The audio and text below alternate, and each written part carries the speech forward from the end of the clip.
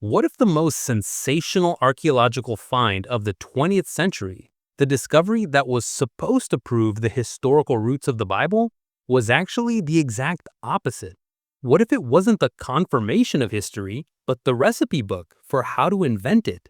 For decades, you've been told a fairy tale about the Dead Sea Scrolls.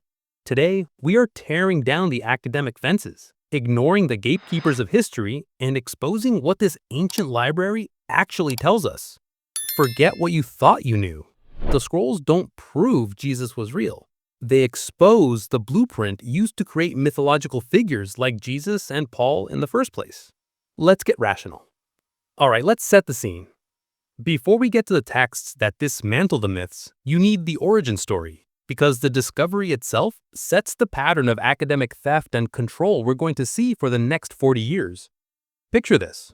It's late 1946 or early 1947. The star of our story is a young Bedouin shepherd, Muhammad ed-Dib, which translates perfectly to Muhammad the Wolf. The traditional story sounds like a fable. He's searching for a lost goat near the Dead Sea. He tosses a stone into a dark cave opening near Qumran and hears the one sound that changes history, the sound of breaking pottery. What he and his friends found in that cave, Cave 1, were 7 ancient scrolls, wrapped in linen and sealed in clay jars. Now, this wasn't just some dusty pile of relics. This discovery was an immediate global sensation.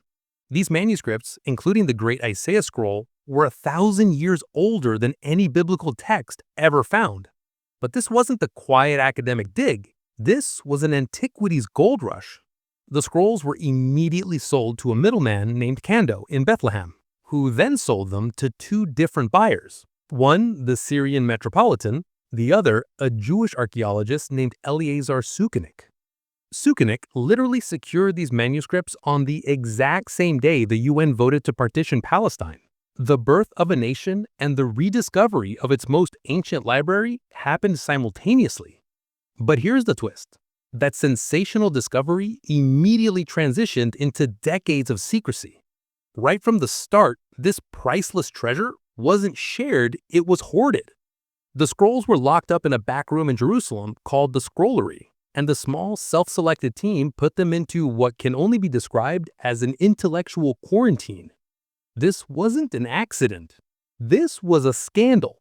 The objective difficulty of piecing fragments together was immediately compounded by a toxic mix of religious, political, and academic interests. They decided that you weren't worthy to see the evidence. The battle for access dragged on for 40 years until the Huntington Library finally broke the embargo in 1991, ending what history calls the academic scandal par excellence of the 20th century. So who imposed this 40-year intellectual lockdown? Who were these gatekeepers? Meet the International Team. A grand name, but let's call them what they were. An academic cartel.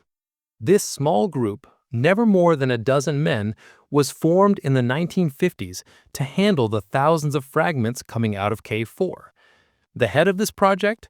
Father Roland de Vaux, a French Dominican priest. And who else was on the team?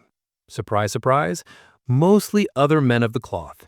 The original team was a mix of Catholics and Protestants. But here is the critical, ugly truth. This team, working under the Jordanian government, pointedly excluded Jewish and Israeli scholars. Think about that. They were guarding the greatest trove of ancient Hebrew literature, but due to politics, and in some cases, outright anti-Semitic sentiment, the very experts best trained to read the text were denied access. That's not just an oversight, that is academic apartheid.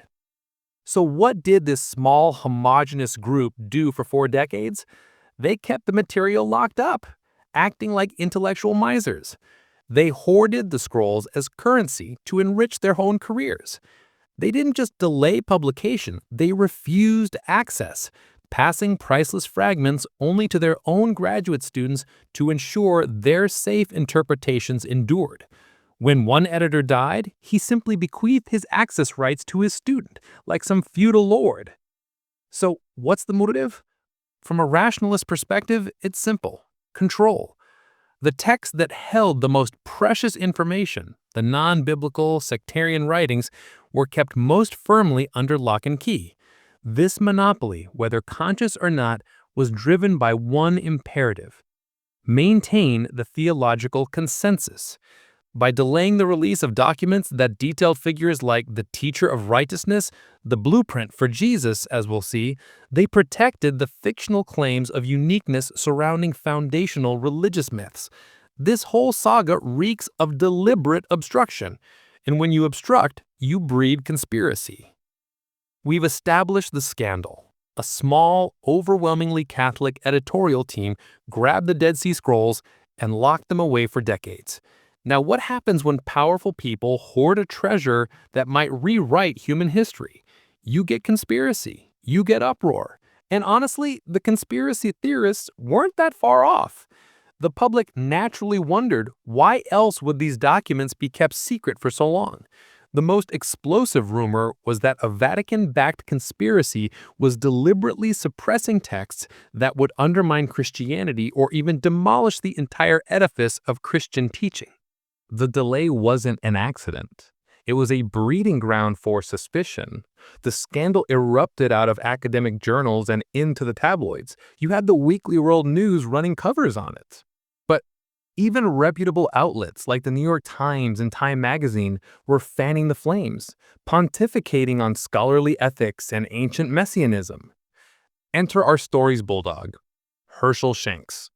A lawyer and founder of the Biblical Archeology Review, Shanks recognized the academic cartel for what it was. He weaponized the media storm and tirelessly campaigned to open the scrolls to all qualified researchers.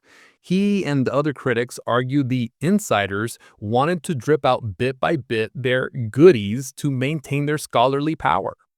This pressure was relentless. The whole chaotic scene became an international cause célèbre. Here's the takeaway.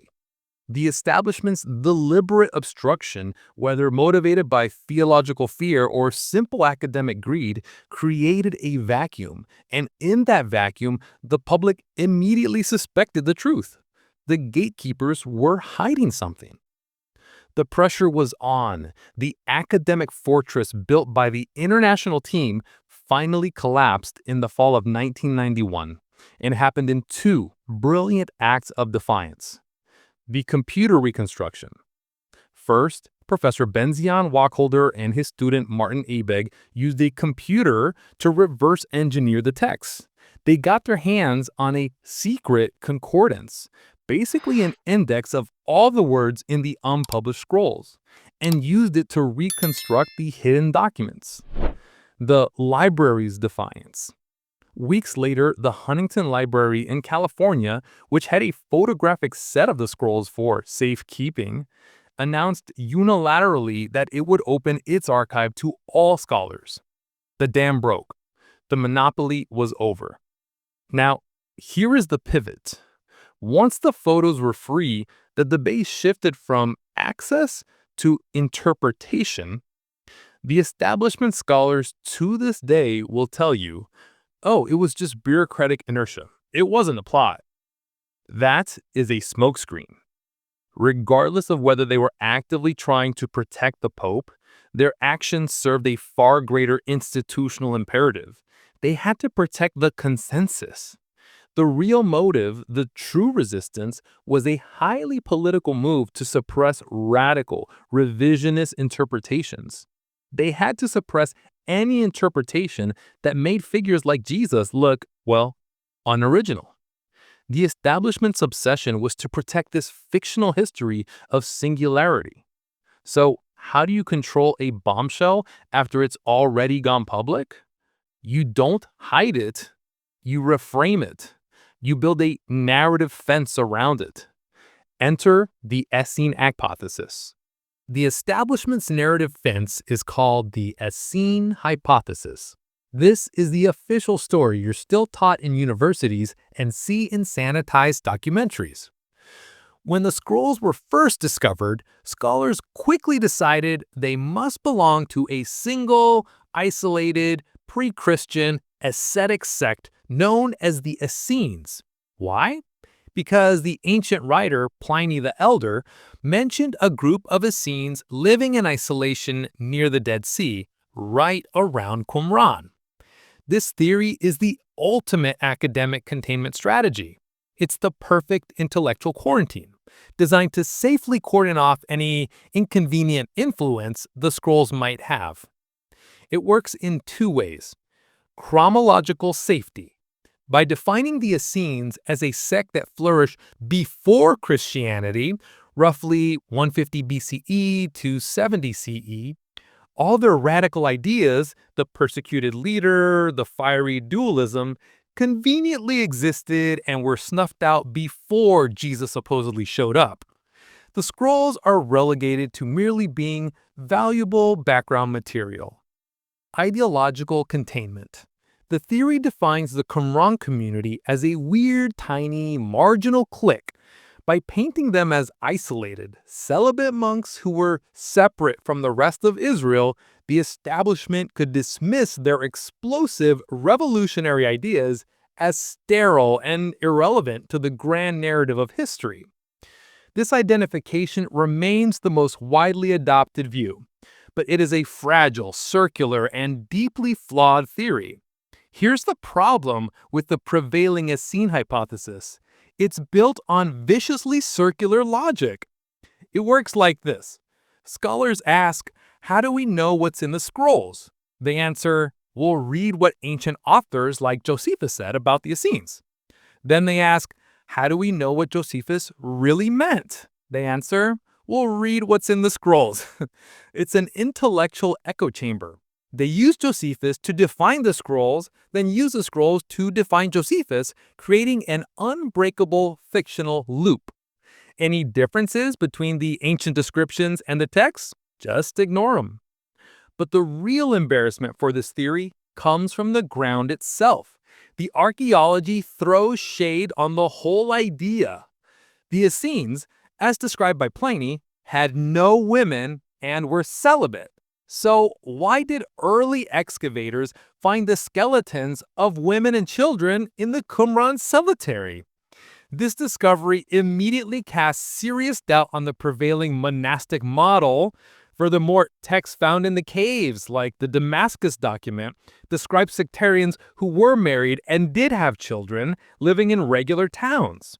The establishment had to protect this vulnerable myth fence, because if the scrolls didn't belong to a small, isolated celibate clique, their whole containment strategy falls apart. The traditional story needs Qumran to be an isolated monastery in the wilderness. But what if it wasn't? What if it was a military fortress? This was the forceful attack leveled by scholar Norman Gold. He argued that the buildings at Qumran weren't a monastery at all, but a fortress. And more importantly, the scrolls found in the caves didn't belong to the people living there. Instead, Gobe contended, the scrolls originated from Jerusalem's diverse libraries and were hidden in the desert caves for safekeeping during the desperate final war with Rome. Now, why does this matter? If Gobe is right, it means the scrolls are not the library of one weird sect. They are a cross-section of all of Jerusalem's competing ideas at the very moment Christianity was supposedly being born. This theory also solves a massive contradiction. The archaeology at Qumran shows it was destroyed after a hard-fought battle with Roman legions. The site resisted. How does that square with the peace-loving, non-military Essenes of the official story? It doesn't. The isolation premise is a necessary fiction. It was designed to dismiss the revolutionary content as the belief system of an insignificant clique. But the establishment has a backup plan. If they can't control the space, they'll control the time. Okay, so the isolation theory is full of holes, but the establishment has a backup plan for keeping the scrolls safely pre-Christian, what I call the chronological firewall. They use two objective methods to date the scrolls: paleography and radiocarbon dating. First, paleography. This is just a fancy word for handwriting analysis. Scholars like Frank Moore Cross created a rigid timeline, claiming they could date a text within 25 or 50 years just by the shape of the letters. Here's the problem. Not a single scroll has a date on it. The entire system is based on comparing the scrolls to a few fixed, dated documents from elsewhere. Critics have called this unscientific and ludicrous. Why? Because scribes are conservative. An old scribe could be using a style he learned 50 years prior, right next to a young scribe using a new style. The 25-year precision claim is largely guesswork. But the establishment says, what about carbon-14 dating? That's hard science. In the 1990s, they finally ran AMS carbon-14 tests, and the establishment hailed the results, declaring they confirmed the paleography. But when you actually look at the data, you find a stunning lack of objectivity. In some cases, the C14 dates and the handwriting dates didn't overlap at all. In one case, the C14 date was 300 years earlier than the handwriting estimate. But here is the smoking gun. When one scroll showed a surprisingly late date in the Christian era, they ran a second test. After extensive additional cleaning to knock out any possible contamination, miraculously, the new test brought the date right back into the acceptable pre-Christian range. They manipulated the data until they got the expected result. This methodological bias, this forced, firm dating of the scrolls to the pre-Christian era, was necessary to prevent any speculation that they reflect clashes within the early church. Now that we've breached the walls and smashed the firewalls, let's look at the treasure they were hiding. What was Judea really like in the first century? Forget the gentle shepherd narratives. The scrolls confirmed that this world was rife with apocalyptic fervor. The people who wrote these texts believed they were in the end of days. Their ideology was militant, dualistic, and focused on imminent cosmic war. This wasn't a philosophy club. This was a political movement fueled by rage against the Roman Empire. Their entire worldview was built on a stark dualism: the sons of light, that's them, versus the sons of darkness, that's everyone else, especially the Romans. Texts like the War Scroll detail a future 40-year war that would end with the total destruction of their enemies. And in this apocalyptic pressure cooker, messianic expectations were standard currency. But here's the key. They weren't waiting for one messiah. The scrolls provide a messianic menu. The most prominent concept was a two-messianiah model. A priest messianiah of Aaron to handle all religious matters and rule the new temple, a king messianiah of Israel, a warrior king from the line of David to handle political matters and lead the war. The New Testament, striving for uniqueness, had to perform a literary sleight of hand. It had to collapse these plural, established archetypes into one singular package: Jesus Christ. The idea of a singular, unique Messiah is demonstrably a post-event literary revision. Judea wasn't waiting for a unique figure, it was a factory churning out prototypes. If the scrolls are a blueprint for a Messiah, who is the specific prototype for Jesus? Meet the teacher of righteousness. This figure is the undisputed archetypal hero of the Qumran movement. Who was he? He was a priest and the leader of the community. His authority came from a special revelation. God had disclosed to him all the mysteries of the words of his servants, the prophets. His followers believed his teachings carried the same weight as the Torah itself.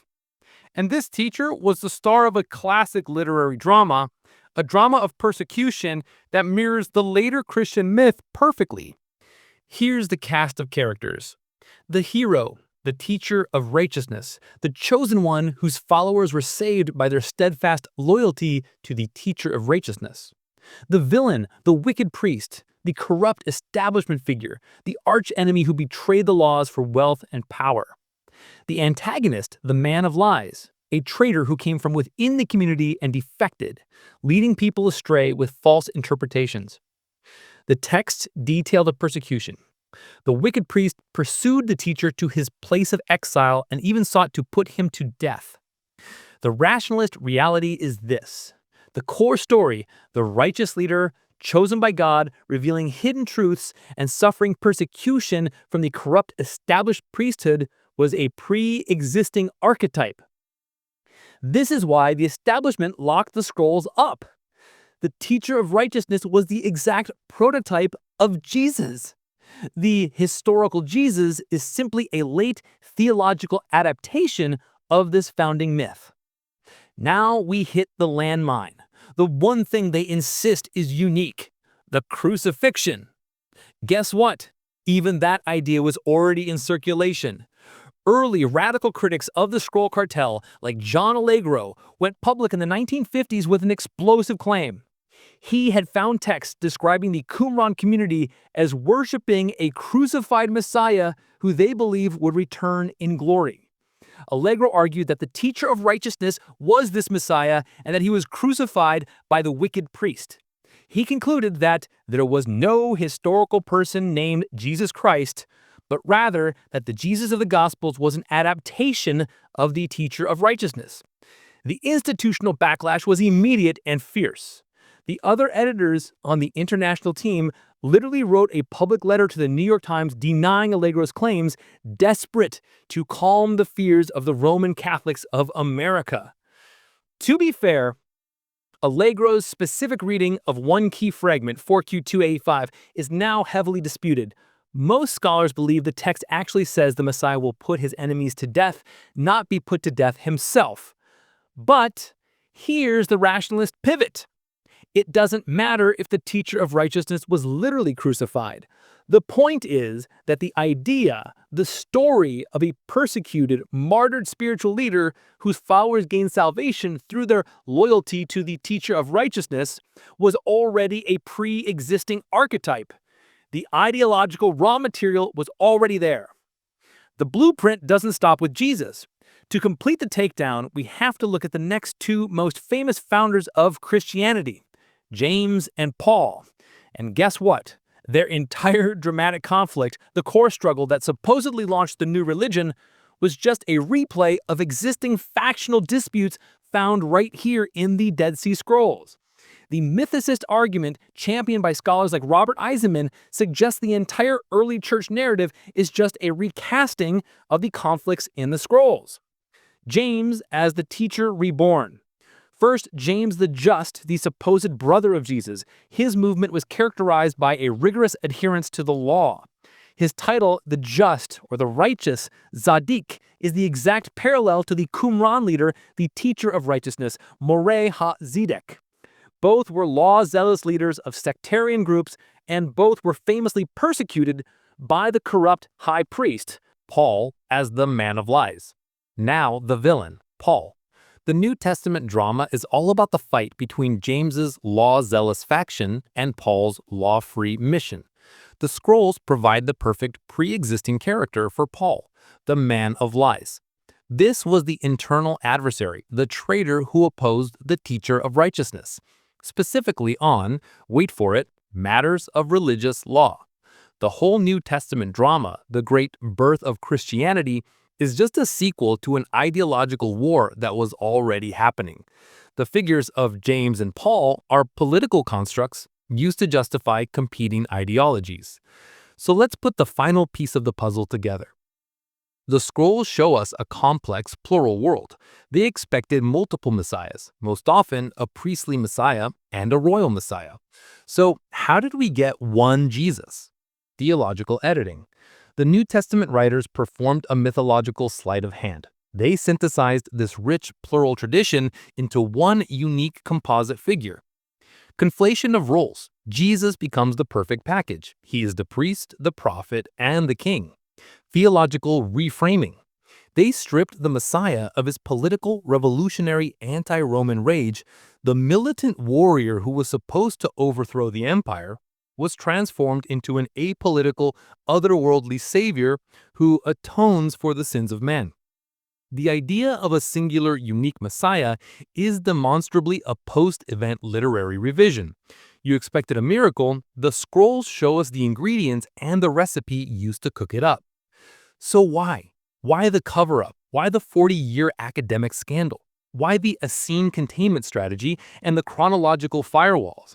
because the scrolls expose the enduring fraud of establishment history.